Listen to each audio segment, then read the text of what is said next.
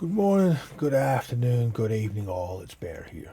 And I'd like to welcome you to my YouTube channel, A Box with No Lid. A channel I'm creating not just to bring the awareness around the lived reality trauma and complex trauma and removal trauma creates, but I want to bring what I've learned through my own personal experiences and my many years as an advocate and as a practitioner with a simple hope that something you may learn or hear here will support the improving of the quality of your lives and the awareness that we all need to have the conversations to heal. Now, yes, this is the next video in the adoption series, and I want to follow on from the last video in one part of it. And the question I'm going to ask to support this is not coming from the base of accusing foster carers and adopted parents of being abusers. When I refer to intimate connection, I'm not necessarily talking about the sexualized components of it. It 100% does play a part in what I'm putting across because it is a child abuse is well and truly present in the world that is adoption and foster care. But I don't want you to immediately switch off and turn this video off because you think that is only what I'm talking about. What I want to talk about in this video is where is the appropriate pathway? How do we work on teaching the correct and right way to build a pathway for physical intimacy and connection between, non-biological parents and the child that they are raising? How do we do it? Where are the lines of appropriateness between, the physical connections, those physical intimate moments, and how you build upon them, how you create them in the first place? When a people are, in the world that is adoption or the world that is long-term foster care, how do you create that environment that is right and supportive of all concerned? That is where I'm coming from with this and what I want to put forward with this. Now, to put this in a context where it is seen and valued, hypothetical situation, you recently became a single parent with a 3-month-old.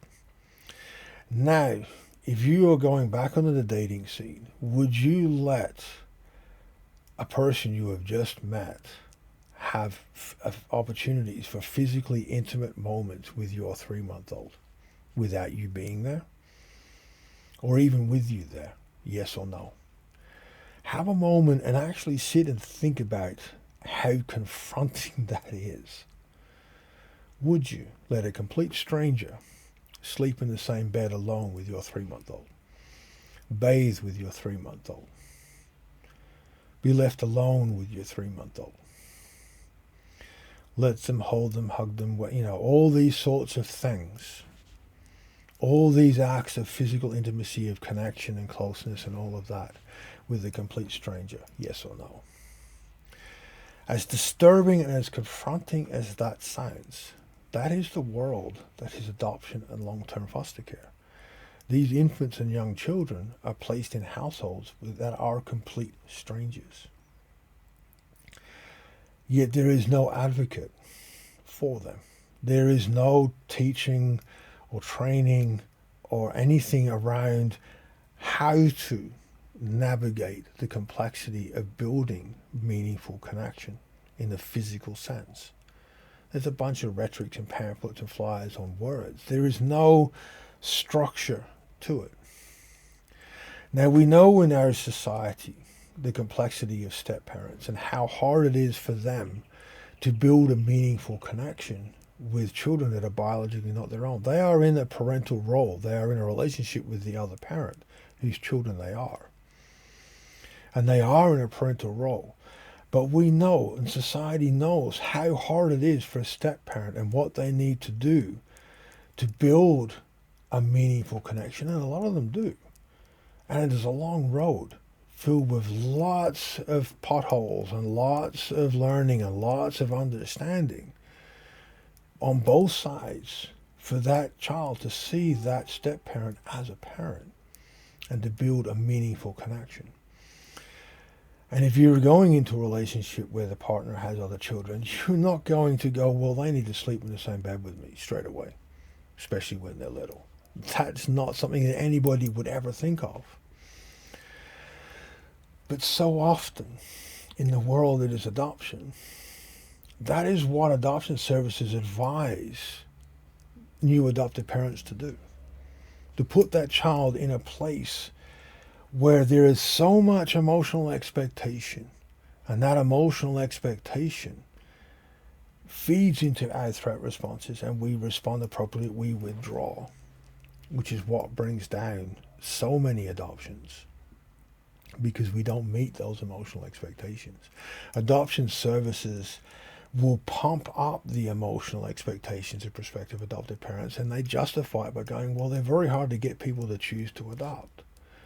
But what you're doing is you're pumping up their emotional expectations that if that child doesn't meet them, you're destroying any chance of it is to build a meaningful relationship in that adoption family.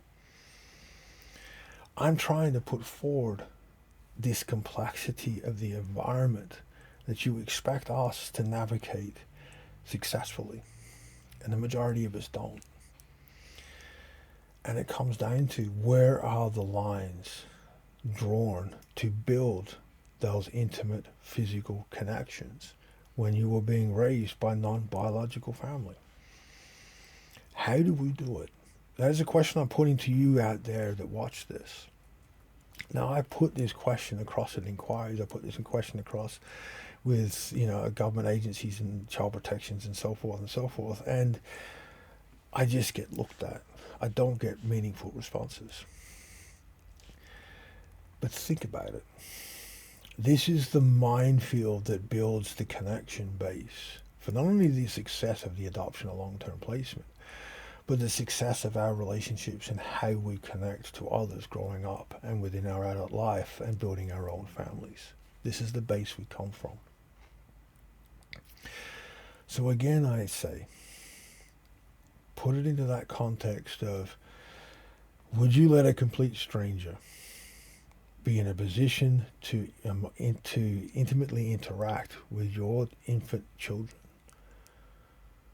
What does that bring up in you? What does that trigger in you?